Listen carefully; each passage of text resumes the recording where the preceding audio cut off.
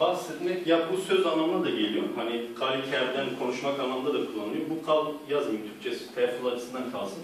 Başka? Kal. O kal olursa. Kal. Sen? Kal mı? İleride kal mı diyor? Yok o ga. O normal G harfi. Kal. Ha, kul diyorduk. Allah'ın kulu derken kul. Kul. Goni olur mu hocam? Çık. Goni. Goni. Ne? Goni. Yok o G. Normal G oluyor. O kan dediğin ifadede. Kan demek istedin değil mi? Yok. O normal şey. Şimdi özellikle Şükran'dan başlayalım. Yeni geldi. Ben söyleyeyim sen tekrar etmeye çalış. Tamam mı? Bu E ile İ arası bir ses.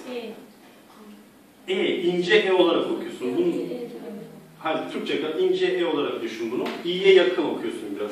Kürtçe bildiğim için şu anda bunları okuyorum. Ha mesela sen Kürtçe biliyorsun değil mi? Tamam, güzel, daha güzel. O zaman mesela Babem'in, benim babam derken Babem'in ince bir E ile söylüyorsun. Evet, o da D, hayır. Mesela Kurmancı'da nasıl yazıyor benim babam derken? Babem'in. Ha işte buradaki E ile aynı E. Babem'in.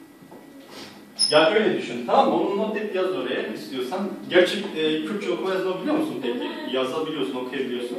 Ha, tamam iyi o zaman ya, sen bütün bu sesleri rahat şey yaparsın.